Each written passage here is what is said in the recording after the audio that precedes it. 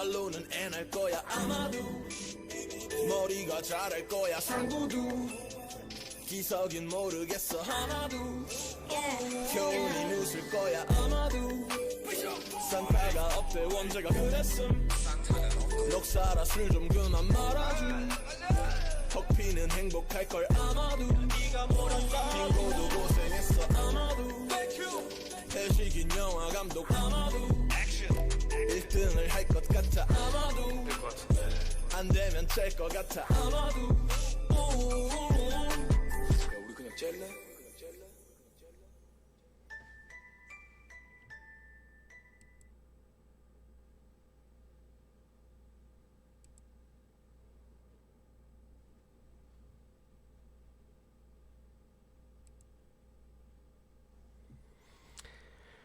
마이크를 안 켜고 녹음을 했습니다. 또 깜빡했네요. 그래서 그동안 얘기한 거 폭망했습니다. 그래서 재방송을 다시 할 수가 없어요. 얘기를 다 해가지고 다시 녹화를 하게 됐습니다. 새날을 자주 보는데요. 거기에 포나님이 예전에 지금은 바빠서 안 하지만 예전에는 그걸 하셨어요. 낮에 못한 이야기. 개인적으로 굉장히 좋아했고 12시쯤 되면 매일같이 기다리면서 그 방송을 봤던 기억이 나네요. 그래서 저도 구독자도 많이 없고 시청자가 많이 없는 관계로 뭐 진보 유튜브들이 피크 시간대에 많이 방송을 해서 그때는 경쟁이 안 될 것 같아서 저도 12시 넘어서 12시쯤 방송을 해보려고 지금 생각은 하고 있어요. 그게 잘 될지는 모르겠습니다. 저도 뭐 개인적으로 또 하는 일도 있고 그래서 오늘 조선일보 100년 창간 100년 기자회견 자리를 갔다 왔는데요. 언론인 해직하신 분 뭐 이부영 우리 큰 어르신이죠. 나오셔가지고 이제 발언도 했었는데 좀 젊은 사람들이 좀 많이 나와서 시 그 안에 좀 소속해 있고 같이 으쌰으쌰 했으면 좋았을 텐데 다 이제 연세 드신 분들만 계시더라고요. 과거에는 그분들이 젊었을 때 80년대 90년대는 민주화를 위해서 많이 운동을 하셨던 분들 같아요. 딱 보면 벌써 꾼이다 이런 게 보일 정도로 올해 연세 드신 분들이 좀 많더라고요. 그래서 젊은 분들이 좀 많이 나와서 있었으면 또 보기 좋지 않았을까라는 생각도 해보고요. 어쨌든 코로나19 때문에 많은 집회가 취소되고 하다 보니까 이제 많이 잊혀지잖아요. 낮에도 좀 잠깐 얘기했었는데 그게 좀 아쉽고 노재팬 이후로 우리가 강화문 그리고 조선일보 한 3개 차로를 막고 집회를 할 예정이었지만 코로나19 때문에 모든 게 다 취소되고 하지 않았죠. 그리고 조국 사태 이후로 다음 언론 개혁 쪽에 우리가 하지를 못했잖아요. 노재팬 일본 대사관 앞에 소녀상 바로 앞에서 우리가 매주 했었어요. 매주 하고 거기서 행진을 조선일보까지 해서 마지막 조선일보에서 지랄 하다가 이제 딱 끝 해가지고 각자 흩어지고 집으로도 갔었거든요. 그게 이제 연장성산에서 같이 그렇게 해왔어야 되고 또 언론을 위해서 많이 했어야 됐는데 그걸 하지 못했다는 게 상당히 아쉽습니다. 그렇지만 아직도 그 불씨를 끄지 못하고 계속 살리기 위해서 거기서 1인 시위 하시는 분도 계속 있고 아침 11시부터 오후 4시까지 계속 꾸준히 하시는 분이 있어서 그분에게 광화문 가면 꼭 들려서 수고하십니다. 고생하십니다. 그리고 꼭 한마디 하고 가려고 노력하고 있고 또 그렇게 하고 있습니다. 그래서 이제 동아일보도 곧 100년 되죠. 이제 내일모레 되면 거기도 이제 나오는데 어쨌든 조선일보가 폐간이 답이긴 하지만 그 거대 신문이 갑자기 사라질 일도 없고 그리고 갑자기 세상이 바뀌어가지고 혹 돼가지고 그 방씨 일가들이 헷가닥 해가지고 제정신 차려가지고 나는 앞으로 조선일보의 모든 걸 다 버리겠다. 뭐 그럴 일도 없잖아요, 그죠? 그리고 저 신문이 어떻게 바뀔 수는 없지 아니죠. 어떻게 폐간은 될 수는 없지만 그래도 좀 의식이 바뀐다든지 제자리로만 돌아오고 쓰면 하는 게 제 마음이죠. 그죠? 아니 북한에 김정은도 3대 세습이다 막 지랄지랄 하지만은 김정은도 자기가 살기 위해서는 모든 걸 바꾸려고 그렇게 노력하고 있잖아요. 그잖아요. 자기 권력도 갖고 가야 되고 북한이라는 그 조직된 사회를 끌고 나가야 되려면 변해야 된다는 걸 알잖아요. 제발 조선일보도 앞으로 종이신문은 이 지구상 그리고 이 한국에서는 곧 사라지겠지만 그래도 아직까지 사라지기 전까지는 많은 힘을 발휘하고 있잖아요.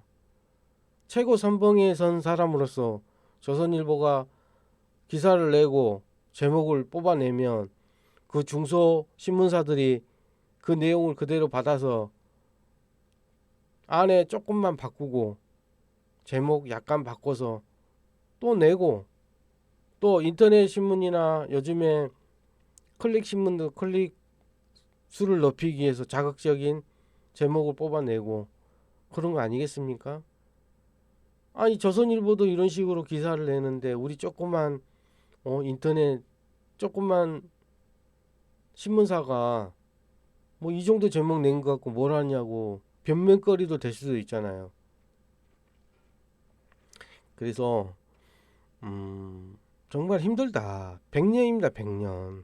100년을 이어온 신문이 어느 날 갑자기 진보 민주진영에서 대통령 하나 바뀌었다고 해서 바뀔 수는 없겠지만 제발 부탁인데 팩트를 가지고 기사를 좀 쓰세요.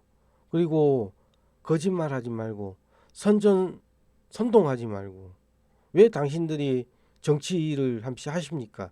물론 신문이 정치를 안 할 수는 없지만 깊숙이 정치하지 마세요. 제발. 어떤 식으로든지 한국에서는 변화하리라고 생각합니다. 앞으로 되면 신문사에 광고하는 회사 불매운동 하게 되면 신문사 아니 회사들이 광고를 좀 줄이게 되면 아무래도 조선일보도 광고 수익이 떨어지면 좀 더 변하지 않을까 생각을 해봅니다. 앞으로 4월 15일 선거 그리고 코로나19가 진정이 되면 그리고 선거가 끝나고 나면 아마 조선일보 앞에서 우리 모여서 촛불 시민 우리 깨시민들이 으쌰으쌰 할 것 같습니다. 그때를 기대해 보고요. 아쉽지만 어쩔 수 없지만 당분간은 이런 식으로 갈 수밖에 없다는 거. 그리고 광화문 요즘에 제가 좀 자주 나가보지만 너무 조용하고 좋습니다. 좋은데 코로나19 때문에 사람이 돌아다니지를 않아가지고 너무 썰렁하더라고요. 그래도 광화문 광장이잖아요. 광화문 광장 정도 되면 그래도 관광객도 있고 일반 시민들도 거기를 거닐고 즐기는 공간이 됐으면 좋겠는데 그러지를 못한다는 게 정말 아쉽습니다. 뭐 자꾸 아쉽다니까는 모든 게 아쉽네요. 그리고 요즘에 이제 그 검찰이 대구 경북 여론이 90% 이상이 신천지 압수수색을 해야 된다 하고 있는데도 대구 검찰들이 그 두 번이나 기각을 시켰다는 거에 대해서 수색영장이요? 이해를 할 수도 없고 저들이 저렇게 하는 거 보면 일개 검찰이 저 정도로 할 수 있다는 거는 뒤에 어마어마한 힘, 또 그리고 뒤에 보이지 않는 그 힘이 도대체 어떤 힘인지는 모르겠지만 짧게는 70년에서 길게는 100년 동안에 이어오는 저 보수 세력, 보수의 힘이 얼마나 강하길래 검찰을 움직일 수 있을 정도의 그 거대한 힘이 있다고 생각하고, 엄청난 벽과 보수 벽과 진보 세력이 그 벽을 뚫기 위해서 노력을 하고 있는 그런 상황이잖아요. 누가 지치느냐의 싸움인 것 같아요. 보수는 버티고 자기가 보수 진영이 대통령을 뽑아내고 다시 정권을 잡을 때까지 막대한 돈의 힘이 됐든 뭐 권력이 됐든 모든 힘과 있는 힘을, 모든 힘을, 그리고 또 종교적인 힘까지도 합쳐서 막고 있는 상황이고, 저희는 그 거대한 자본과 또 거대한 힘을 뚫기 위해서 우리 진보 민주 세력들이 그 벽을 뚫기 위해서 노력하는 것 같아요. 그게 보여요. 무슨 고대 로마 시절에 무슨 뭐 전쟁하는 뭐 벽을 치는 것처럼 뭐 그런 기분이 들 정도예요. 그래서 오늘 뭐 조선일보 100년 뭐 그 촬영하면서 느낀 점은, 아마 코로나19가 아니었으면 더 좀 좀 더 크게 하지 않았을까. 왜 그러냐면 이런 집회는 좀 더 사람이 모이고 그래도 으쌰으쌰 해야 지나가는 사람이나 아니면 다른 신문사나 기자들이 와서 많이 좀 이용을 하거든요. 아이고, 회장님 고맙습니다. 그래서 이제 그 모든 집회가 그런 것 같아요. 저는 개인적으로 내 집회 가면서 4명, 5명씩 하고 있는 이 모습을 보면 내 머리수 하나 채워줘야겠다 하고 나가게 된 거거든요. 제가 뭐 민주투사도 아니고 그렇다고 해서 뭐 촛불 시민이긴 하지만 뭐 앞에 나가서 뭐 이끌고 간다, 주도하는 그런 입장은 아니었거든요. 근데 내가 이렇게 방송을 하고 이렇게 하는 이유도 좀 알리기 위해서, 알리기 위해서 하는 것도 없지 않아 있거든요. 자, 그래서 아쉽지만 100년, 쟤들은 100년이라고 좋아하고 있잖아요. 야, 우리 100년 왔어. 우리 신문사 이제 말이 100년이지. 응? 4대, 5대째 지금 이어오고 있잖아. 100년이다. 그렇게 되잖아요. 그죠? 원래 그렇게 시대가 가고 시대가 가다 보면 뭐 아버지, 할아버지, 그 위에 할아버지가 해왔던 거를 뭐 손자가 이어받지만 또 변화를 주기도 하거든요. 근데 전혀 변화를 안 줄 정도면 대단하네요.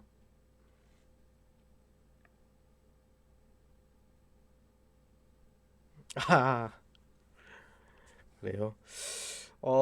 그래서 저들을 어떻게, 거대 신문을 갑자기 어떻게 우리가 갑자기 뭐 폐간을 시킬 수, 말은 이제 폐간이지만 구호는 폐간이지만 폐간을 시킬 수는 없잖아요. 그래서 노력을 해서 저들이 바뀔 수 있을 정도로, 뭐 아니면 방씨 일가가 완전히 신문사를 손을 뗀다든지, 그리고 너무 많은 시간을 기다리, 종이신문은 앞으로 사라질 수밖에 없다고 저도 생각을 해요.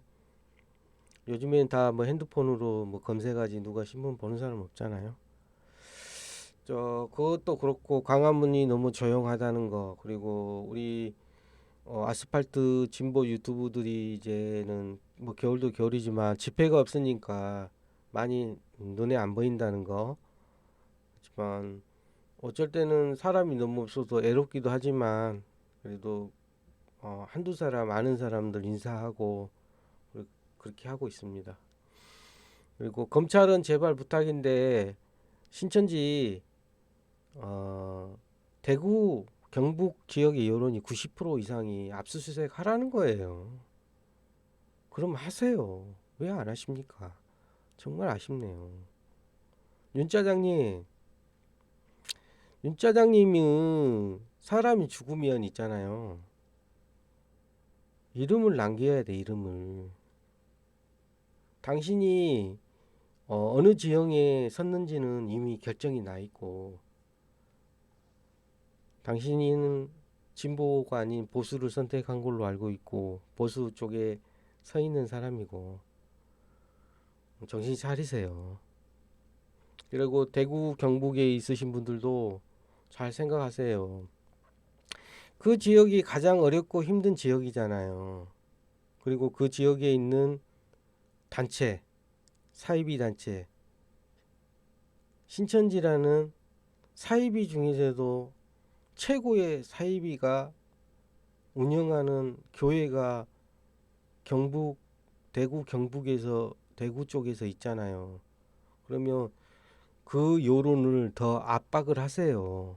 그래야지 거기 지역이 또 조사도 들어가고 더 좋아지는 거예요. 언제까지 그러고 계실 겁니까?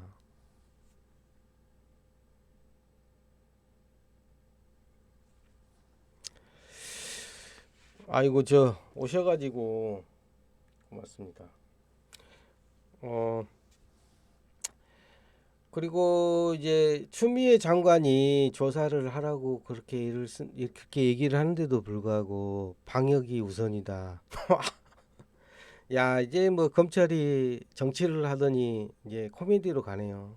누가 그러던데 뭐 정치는 코미디다라고 그러는데, 아, 검찰도 이제 코미디로 가는구나. 그런 생각이 들어요. 왜 앞으로 신천지하고 윤 총장만 조사를 안 한다. 뭐 그런 말도 있긴 하더라고요.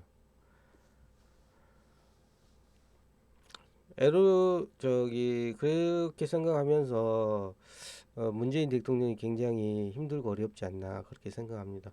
그리고 다른 얘기는 진보 유튜브들이 많이 그 좋은 얘기 또 지식도 많고 좋은 얘기들 해주고 있으니까 제가 뭐 깊이 얘기할 건 없지만 그래도 혹시라도 제 방송을 보시는 분이 있다면 좀 더 각인을 해드리고 싶어서 이런 말을 하는 거니까. 그리고 하나가 요즘에 가만히 뉴스를 보니까 그 마스크를 사려고 왜 이렇게 줄을 서는지 그분들이 궁금해요. 어떤 분은 아니 그렇게 살고 싶으면 인터넷 가서 그냥 인터넷 주문하라고 그러더라고요. 아직도 창고에 몰래 숨겨놓은 마스크도 많고 그 사람들이 파는 데는 일반 여기 뭐 약국에 팔겠습니까? 아니면은 어디 뭐 마트 같은 데다가 갖다가 진열하고 팔겠어요. 인터넷으로 팔아요. 거기 가서 간염을 더 그 따닥따닥 붙어 있어서 더 위험하잖아요. 거기서 몇 시간씩 나는 텐트도 있고 그 텐트 안에서 먹고 자면서까지 줄 서 있는 걸 보면서 깜짝 놀랐어요. 아니 그럴 시간에 돈 더 주시고 인터넷 주문하세요. 그러면 마스크 많이 옵니다. 참 답답해요, 답답해. 그 몇 사람들이 그 뭐 하는 짓인지 모르겠어요. 그리고 많은 언론들이 그 장면들을 큰 사진을 이렇게 내 가지고 신문이나 인터넷 신문 같은 데다 굉장히 크게 내요. 그걸 악용하고 또 불안한 불안을 조성하잖아요. 당신들 때문에 욕먹어. 저희 동네도 농협 마트에 버스 타고 가는데 깜짝 놀랐어요. 많은 줄은 아니지만 그걸 마스크를 사기 위해서 줄을 서 있더라고요. 그게 그렇게 위험하시면요. 비싸지만 인터넷 가서 주문하시면 바로 와요, 집까지. 오래 살고 싶으시면. 그리고 그 장면이 사진을 찍어서 자기 트윗이나 자기 어 SNS에 올려가지고 자랑질 하지 마세요. 그리고 이상한 얘기 하지 마시고 조용히 줄 서서 조용히 사갖고 가세요. 어느 정도 마스크도 공장에서 찍어내는 물량이 있는 거지. 한 사람이 몇 군데를 돌아다니면서 몇 개씩 사게 되고 그러시면 뭐합니까?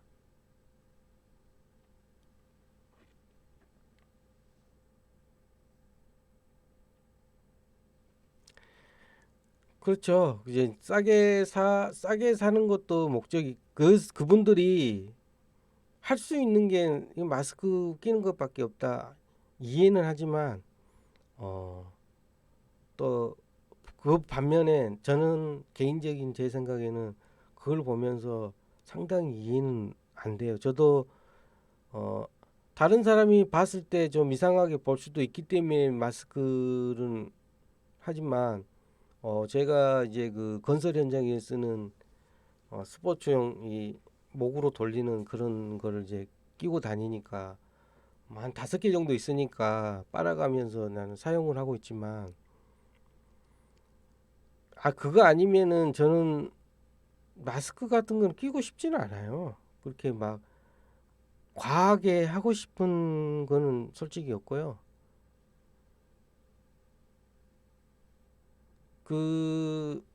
그리고 우리 언론이 이 모든 게 블랙홀이에요, 블랙홀. 코로나19에서 제일 오딩이 뭐냐면 신천지, 그 다음에 마스크.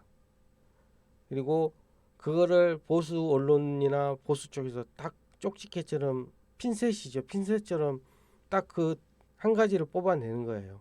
신천지는 자기들한테 불리하기 때문에 많은 얘기를 안 하는데 자기한테 유리한 게 뭔가 마스크거든요.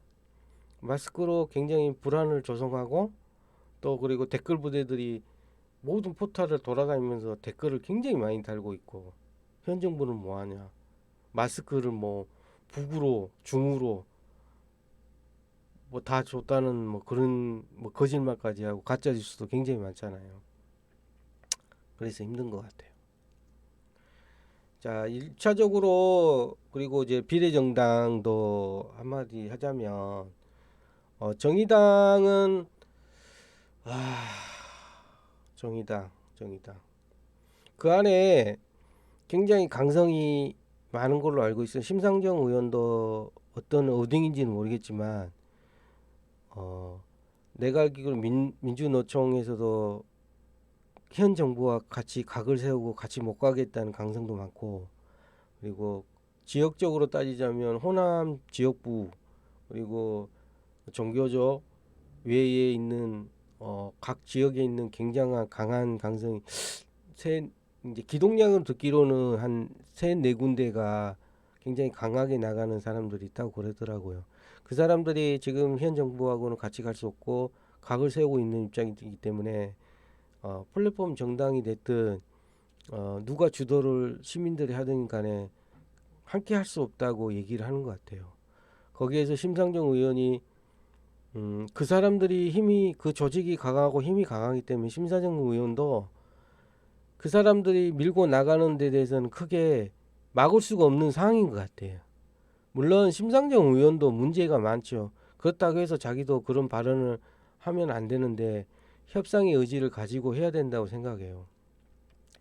저는 고 노회찬 의원과 심상정 의원이 정의당에서 큰 두 기둥이 있었어요.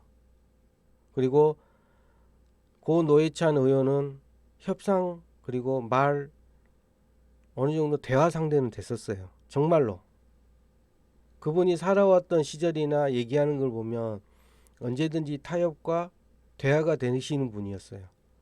그리고 정의당을 끌고 나가는 두 기둥이 됐었어요.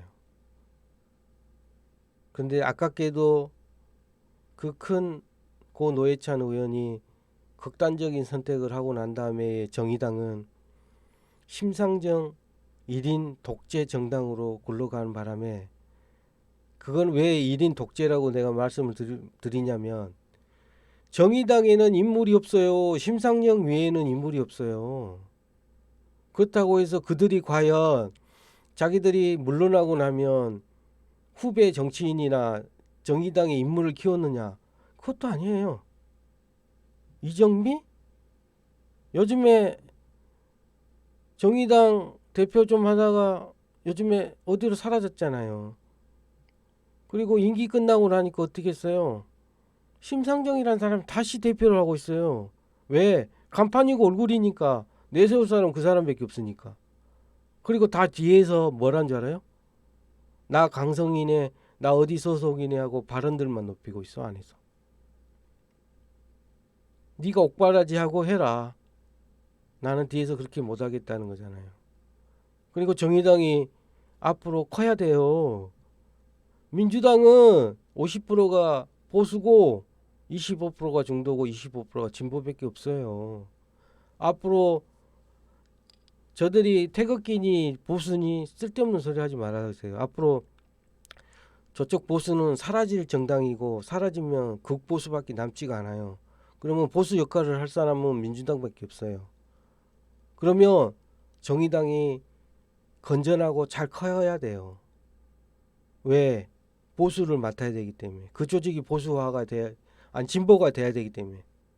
정의당이 진보 대표 주자가 돼야 되기 때문에 건전하고 잘 커야 된다고요. 목소리 크고 강성인 몇 사람으로 좌지우지하는 정당이 되면 안 된다고요. 심상정 씨 그러시면 안 돼요. 당신이 언제까지 벽에 똥실할 때까지 정치하실 겁니까? 후배를 키우셔야지요. 정의당 하면 누가 있어요? 생각나는 국회의원이 누가 있냐고요. 많은 사람들이 비례로 국회의원 하다가 꽃도 피우기 전에 지역구 의원을 가면 다 떨어져요. 되지가 않아. 지역구 의원은 있지가 않아요. 이정미 의원? 그 지역에 지금 심상정이라고 지금 굉장히 복잡해요. 거기도.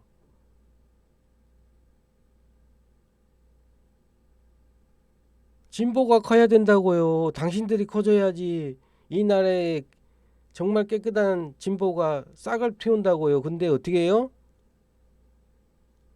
당신들이 더 어떻게 보면 더 고립돼 있고 더 썩었고, 아니 세상에 진보라는 사람들이 80년대 운동권들 90년대 운동권들이 주도권을 잡는 정당이 어디 있습니까?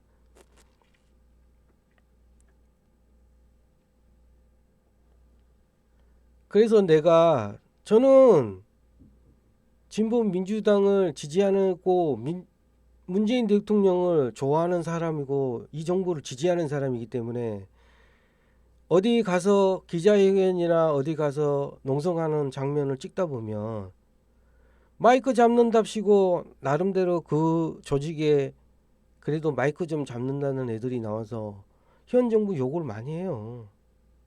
어떤 사람은 박정희, 전두환, 노태우, 이명박, 박근혜 시절과 지금 현 정부와는 무엇이 틀리냐 똑같다고 얘기를 해. 미치겠어. 아 그러면 당신들이 대통령을 뽑든가. 그만한 능력도 안 되신 분들이 왜 그러세요? 당신들이 잘 생각해야 돼요. 인심 많이 잃었어요. 절대 당신들 스스로 조직을 키우고 힘을 발휘하려면, 뭔가를 쟁취하시려면 이 깨시민들, 우리 시민들의 인정을 받아야 돼요. 같이 가야 돼요. 인심을 사야 같이 가실 수 있어요. 아직도 80년대 90년대 그 시절에 머물러 있고 그 시절 운동권에 운동하지 마세요. 광화문 광장에서 민노총 주최하에 시민단체에서 한 번씩 집회하는 거 보아봐요. 무서워 죽겠어. 투쟁하고 쟁취하는 건 좋은데 자기들 목소리 내고 목적을 달성하기 위해서 노력하시는 건 좋은데요. 무슨 70년대 80년대 농성이야. 그러면 노동가요는 옛날 구닥다리 노동가요는 좀 개사 좀 하고 그 돈 많은 걸로 회비 얻어서 뭐 하세요. 그걸로 좋은 노래 좀 만드세요. 우리 경문 같은 노래 얼마나 좋아요. 답답해. 시대는 변하고 있는데 아직도 70년대 90년대 운동권은 운동하고 있어. 그리고 가장 문제가 뭐냐면 고인물이 썩듯이 고여 있어요. 당신네들 보면 다 내 나이 때 70년대 80년대 운동했던 사람들이 이제 나이 먹고 간부직에 있거나 큰 자리에 있는 사람들, 대부분이 보면 그런 사람들이 옛날에 자기가 젊었을 때 운동했던 걸로 해야 된다고 강하게 해요. 그것이 최선인 양. 제발 정의당 정신 차리세요. 그리고 심상정 의원이 제발 부탁인데 후배 그리고 적당히 하고 물러나세요. 쿨하게 내놓으세요. 그리고 후배 그리고 정의당을 앞으로 이끌고 나갈 인물을 내세우세요. 당신은 뒤에서 보좌만 하시면 되실 것 같아요. 안 그러면 정의당은 사라져요. 그걸 아셔야 될 것 같아요. 앞으로는 깨어있는 시민 그리고 아는 사람들이 사회에 큰 이슈화나 문제가 돼 있으면 흩어졌다가 뭉쳐서 큰 힘을 발휘하는 시대가 왔어요. 평소에는 각자 가정주부, 회사원, 뭐 기타 등등 일을 하다가 큰 이슈나 이건 아니지 않느냐, 이건 정말 아니다 하면 광장으로 모이고 큰 데 모여서 촛불을 들고 또 촛불을 들어서 또 뭔가를 또 만들고 개선하고 하는 시대예요. 정의당 계속 까고 싶진 않지만 깔 수밖에 없네요. 정말 답답하네요. 시대가 변하고 어떤 시대인데 아직도 80년대 90년대 운동권으로 머물러 있는 운동권 정당으로 전락했는지 정말 아쉽습니다. 그리고 우리 민주당 지지하는 사람이 과거에 정의당 비례대표를 많이 밀어줬어요. 그건 뭔지 아세요? 정의당한테 기회를 주는 거예요. 너가 커라. 너가 스스로 국회의원 어느 정도 뽑아줄 테니까 그 국회의원으로 많은 후배도 양성하고 민심도 커라. 너희들이 스스로 커 올라와라 하고 너희들한테 정의당한테 기회를 준 거잖아. 근데 이번 일로 인해서 그 기회를 완전히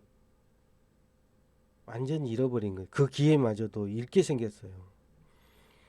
저 개인적인 생각은 시민을 위하든 진보 연합이든 정봉주 의원이 하는 열린 민주당이든 간에 하나로 가겠지만 하나로 가면서 제 생각에는 정의당도 안 들어올 수가 없으리라고 생각해요.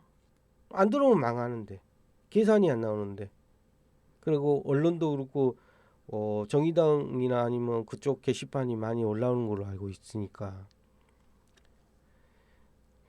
그래서 어찌됐든 자꾸 얘기가 많아지고 또 모든 우리 진보 유튜브들이 정의당에 대해서 많은 얘기를 하고 있으니까 저도 간단하게 얘기를 해봤고요.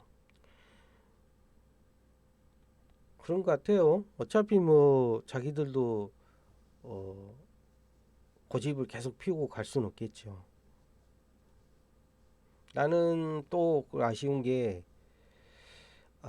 민주노총 위원장이라는 사람이 그 국회의원 담장을 넘어서 구속이 됐었죠.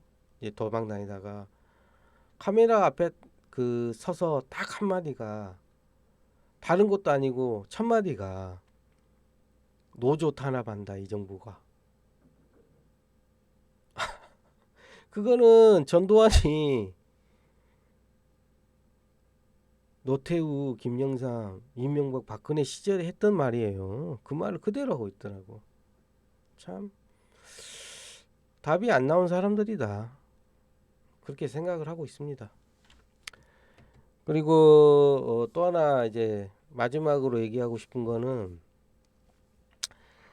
문재인 대통령이 굉장히 그 얼굴 보니까 안쓰럽더라고. 안쓰럽다기보다도 참 힘든 자리에 앉아 계시는구나 그런 생각이 팍 들면서 물론 노무현 김대중 노무현 대통령 두 대통령 양대 기둥이 있었고 호남의 김대중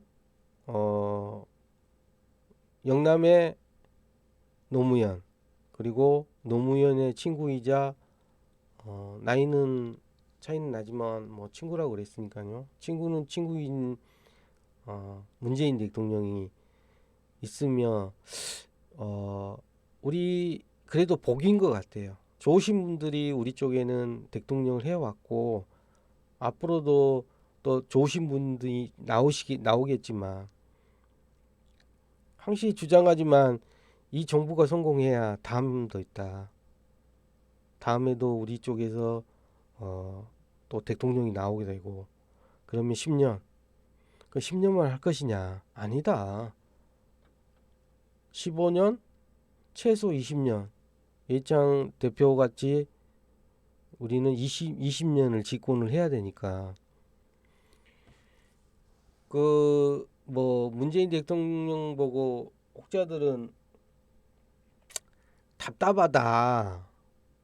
응? 뭐 하는 일이 좀 시원시원하게 해라. 그리고 가진 권력을 다 쓰시라. 그런 말은 하는데 나는 그렇지는 않은 것 같아. 처음에는 저도 이제 아스팔트에 나가고 같이 이렇게 구호도 외쳐봤을 때는 어떤 매니저는 급해서 왜 저렇게 저거는 이렇게 처리하시지? 왜 저러지? 그게 나중에 퇴임하고 나신 다음에 후폭풍이 올지도 모르잖아요. 막 가진 권력을 그게 법의 테두리 안에서 권력을 쓴다지만 재수 없으면 또 걸리게 되잖아요. 그죠? 어찌됐든 답답하고 좀 고구마 같은 맛은 있지만 그래도 어찌됐든 검경 수사권도 됐고 또 경찰 개혁을 또 해야 되잖아요. 그리고 또 사법부 개혁도 해야 되고 사법부 개혁이 끝나고 나면 언론 개혁을 해야 되잖아요. 경찰 개혁에 가장 뭐 여러 가지가 있지만 경찰은 너무 비대하고 사람이 많잖아요. 모든 힘이 중앙으로 쏠리고 이 서울로 집중돼 있는 이 권력과 힘을 지금 우리 자치제 하는 것처럼 경찰 자치제를 하면 그 자치시나 아니면 군에서 그 경찰을 담당하고 독립된 기구로 커가는 거니까 굳이 모든 문제나 이슈나 큰 사건은 다 중앙인 서울로 올려보내고 일이 쏠릴 필요가 없는 거죠. 그 지역에 있는 사건은 모든 지역에 있는 사건은 그 지역에서 해결하면 되니까요. 그리고 이제 그게 끝나고 나면은 이제 이 사법 개혁이라는 건 굉장히 힘들 것 같아요.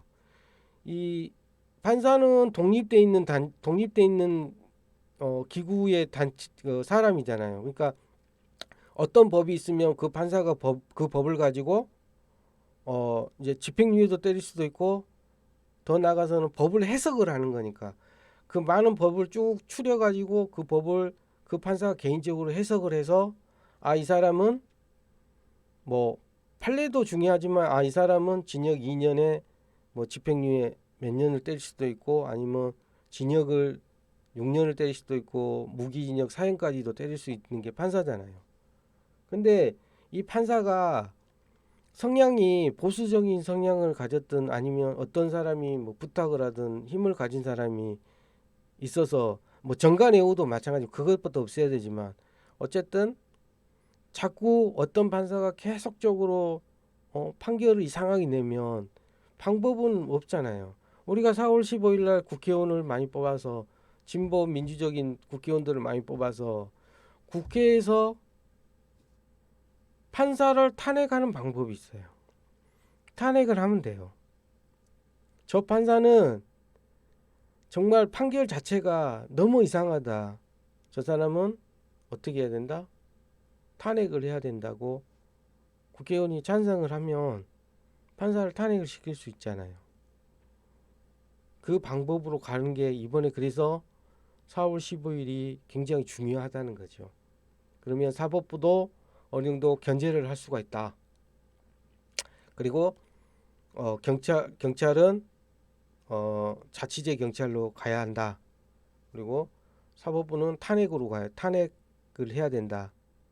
그러면 어느 정도 되잖아요. 그러면 이제 언론 개혁은 또 다른 문제가 있죠. 언론 개혁은. 그리고 제발 방통위가 정권이 바뀌고 보수에서 추천하는 의원 또 여당에서 추천하는 의원 또 대통령이 몇 사람 추천을 해서 우리 쪽에 사람이 많은데도 불구하고 TV조선이나 채널A 또 MBN까지도 연합뉴스 같은 경우는 매달 세금이 300억씩 들어가고 우리 세금이 들어가는데도 불구하고 내용을 보면 정말 싸가지 없이 기사 내잖아요. 그런 게 모든 게 방통위에서 좀 제재를 주고 벌점을 줘야 되는데 방법이 하나 있어요. 그 저 뭐야 채널 A 이런 정편은 그 고유의 번호를 주냐 19번 뭐 18번 17번 이런 식으로 15번 이런 식으로 번호를 주는데 그거를 이제 막 생긴 채널이다 보니까 방통위 혜택을 주는 거예요. 그 번호를.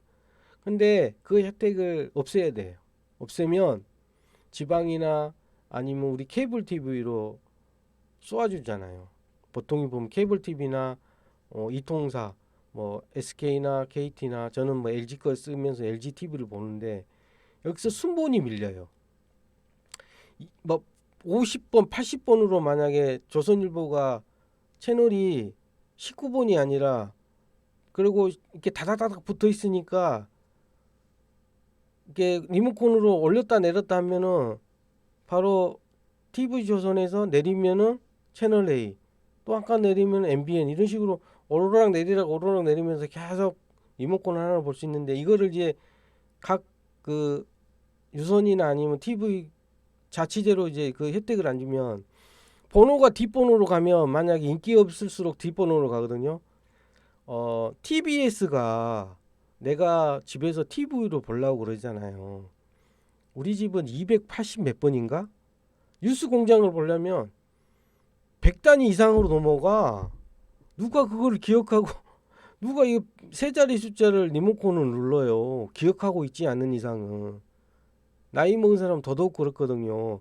그러면 그 혜택을 보려야 돼. 인기 없으면 지역 가면 채널을 뒷번호로 줘버리면 얘네들은 더 안 보게 된다고. 그것부터 개혁을 하시라. 아니 그것도 혜택이니까 그 혜택을 없애시라. 그렇게 외치는데도 안 해주잖아요. 그거는 뭘까요? 그만큼 그 보수 채널들의 힘, 뭐 자본이 됐든 아니면 뭐 노비를 했든 어떻게 됐든지 간에 힘이 대단하다. 바꿔야 되는데 채널을 뒤로 줘라. 채널만 뒤로 줘도 진짜 엄청나게 지금 성공한 거다. 그리고 이번에 방통위원장이 바뀌었잖아요. 그분이 그 똥똥하신 분인데 이름 생각이 안 나. 글쎄요. 많이 노력하고 있고 좋은 결과가 나온다는 뭐 말도 하긴 하더라고요. 그래서 믿고 있어요. 믿고 있고 얼마 안 하잖아요. 뭐 기간이 돼봐야 뭐 보통 보면은 2년인데 뭐 얼마나 하겠다고 좀 열심히 하고 좀 했으면 좋겠어요. 또 그 자리 가면 아무래도 만나는 사람 그리고 예전에는 몰랐던 무슨 다른 세계가 있나 보죠. 그 세계로 가면은 사람들이 많이 변하더라고요.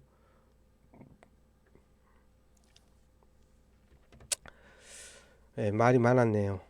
이쯤 하겠습니다. 아이고 혜정님이 그래도 채팅창을 물을 들여 주셔가지고 고맙습니다.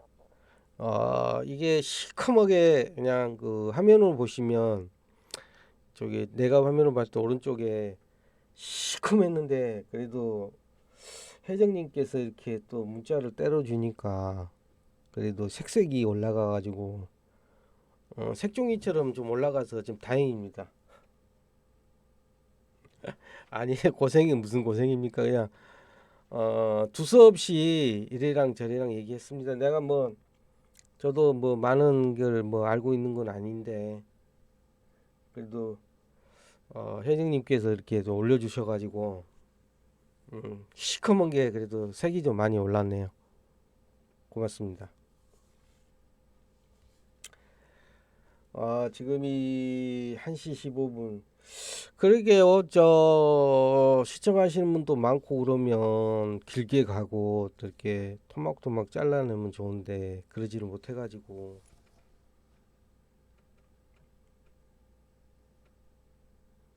제가 노력을 해가지고 좀 더 노력하다 보면 뭐 노력이라기보다도 뭐 자주 방송하다 보면 또 시청자가 많이 들어와서 하지 않을까 생각은 해봐요.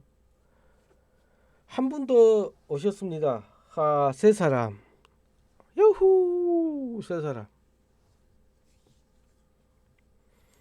마지막에 접속하신 분이 누구신지 모르겠네요. 1번 한번 쳐보세요. 제가 닉네임 읽어드릴게요. 아이고, 고맙습니다. 응원해 주셔가지고. 근데 제가 처음에 이 방송을 켜가지고 아무도 없는 거예요. 이게 모르니까 들어올 사람도 없고 아무도 없잖아요. 그러니까 이 벽에다가 무슨 얘기를 해야 될지 모르겠더라고요. 눈은 높아가지고 듣는 얘기는 귀도 높았지, 보는 거 있지, 귀는 또 듣는 귀는 또 세지. 그러니까 뭐 좀 고퀄리티 뭐 좀 얘기도 잘해야 되겠다는 부담도 생기고 도저히 안 되는 게 이게 켰다 껐다 많이 했습니다. 그래갖고 어떤 분이 아니 너는 왜 방송만 하면 끄냐고, 볼만해서 들어가면 끄냐고 막 그러더라고요. 그래도 이제 그냥 두 손은 없지만 이 얘기 저 얘기 하다 보니까 그래도 벽에다 대고 얘기하는 것 같지만 그냥 두서없는 얘기지만 그래도 이렇게라도 얘기가 하게 되더라고요. 사람이 그래서 사람인가 봐요. 사람이.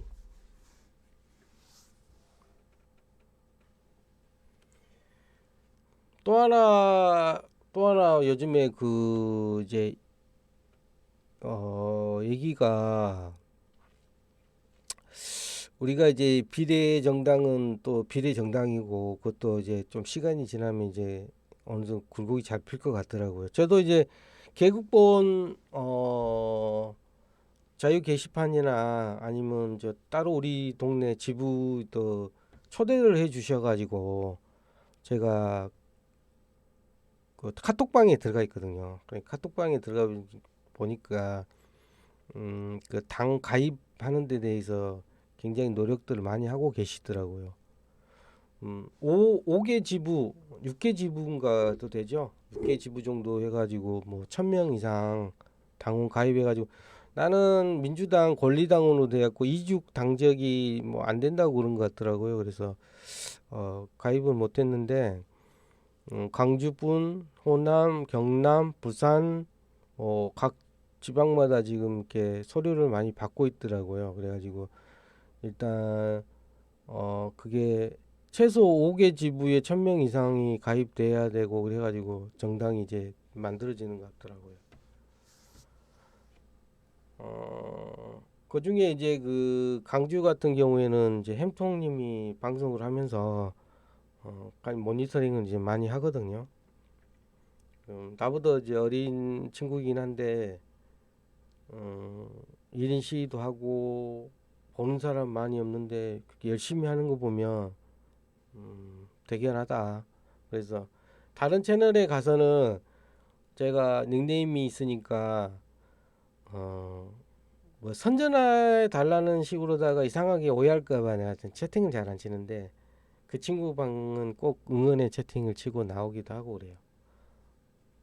고생을 많이 하시더라고.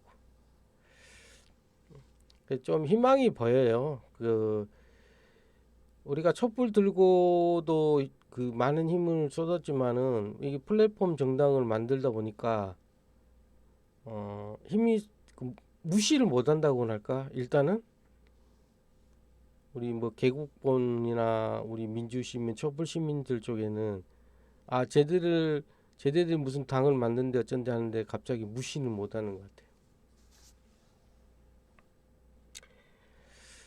같아요. 알겠습니다. 여기서 녹화는 여기서 끄도록 하겠습니다. 왜냐면 길어지면 또 따로 편집을 해야 되는 관계로 자 여기서 그만 가겠습니다.